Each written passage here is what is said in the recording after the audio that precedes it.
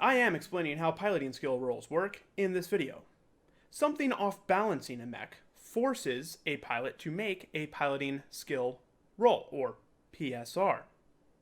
The piloting skill roll represents the mech pilot wiggling their joysticks and pressing their buttons just right to prevent the mech from falling. Piloting skill rolls can occur in the movement phase, weapon attack phase, or even the physical attack phase. In the movement phase, piloting skill rolls occur the moment the mech moves into a hex that might off-balance it.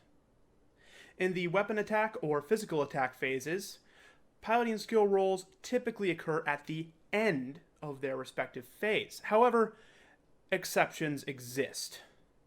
Now let's hit the table with some dice. This piloting skill roll table lists the events that require a piloting skill roll. A PSR is required every time one of these events occurs, and one event listed on here is entering a rubble hex. So let's start with that. We see that entering a rubble hex comes with a modifier of +0. That 0 we add onto the mech pilot's piloting skill to create the modified target number the mech pilot must meet or beat to stay standing on 2d6. So this Thunderbolt, with a piloting skill of 5, if it wants to move into the rubble hex, will move in and then must make a piloting skill roll.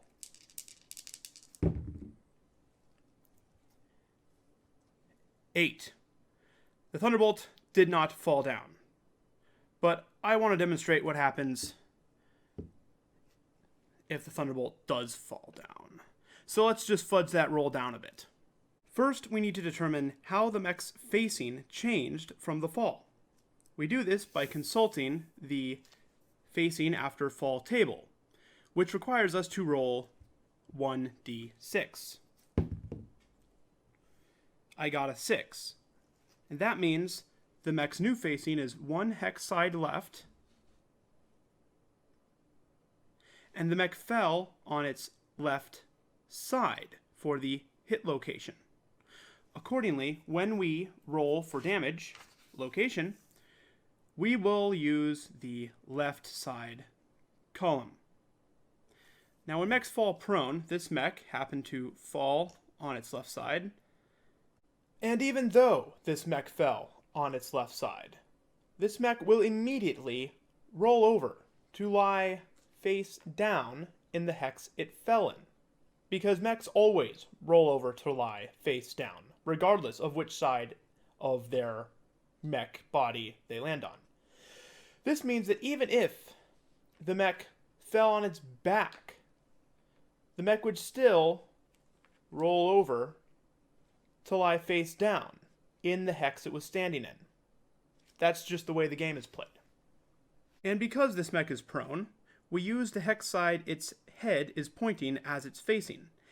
Any damage to a prone mech from outside sources, such as weapons fire, is treated as if the mech was standing with that facing. Before we apply damage to this mech, we must make a second piloting skill roll to see if the mech pilot took damage.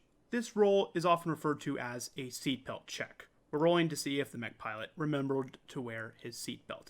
If the seatbelt check fails, the mech pilot forgot to put on a seatbelt and will take damage.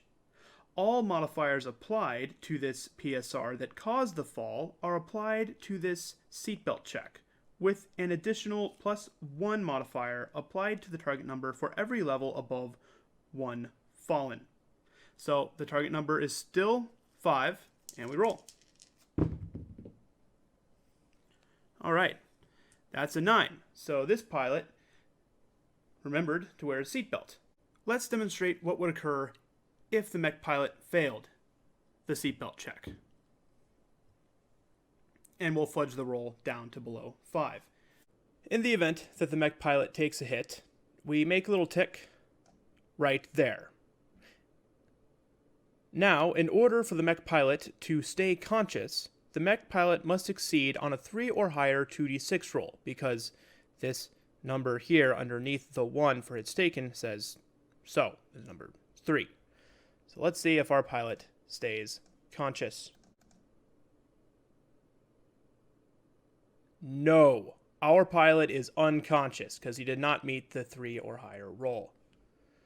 Accordingly, during the end phase of each turn after the turn in which the mech pilot lost consciousness, the player rolls 2d6. If the result is equal to or greater than the consciousness number, 3 in this case, for the pilot's current total damage points, then the warrior regains consciousness.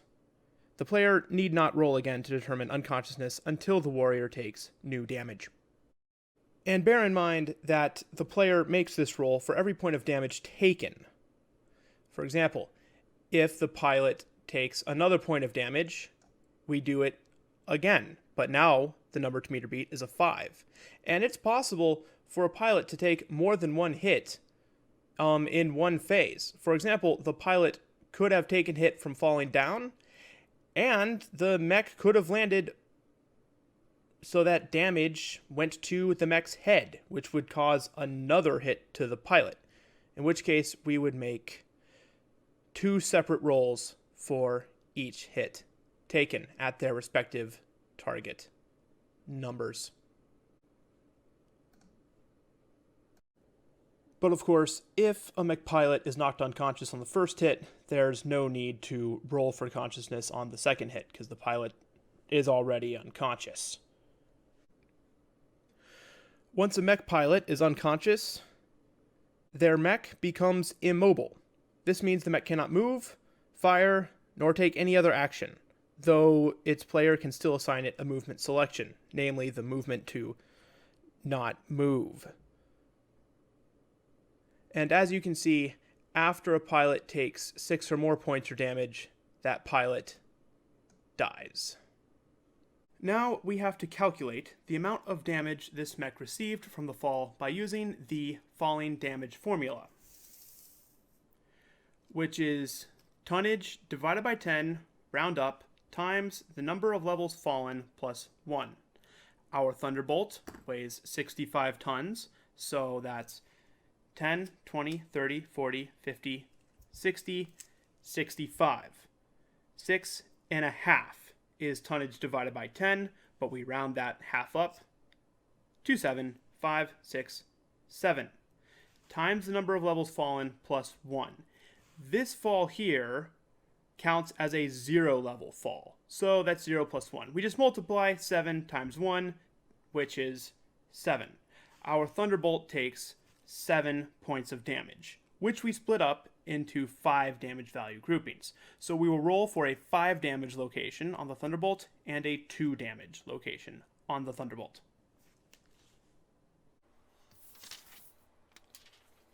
Rolling for the 5 damage grouping first. 6. So we go to the left side location table, find the 6, that's left leg. This mech took 5 damage to its left leg.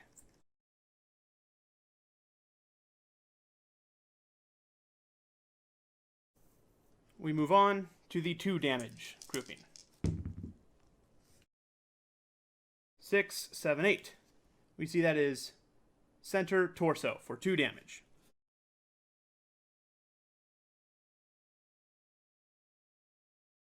We just learned how 0 level falls work. In the future, we will learn how falling in water works and how greater than 0 level falls work.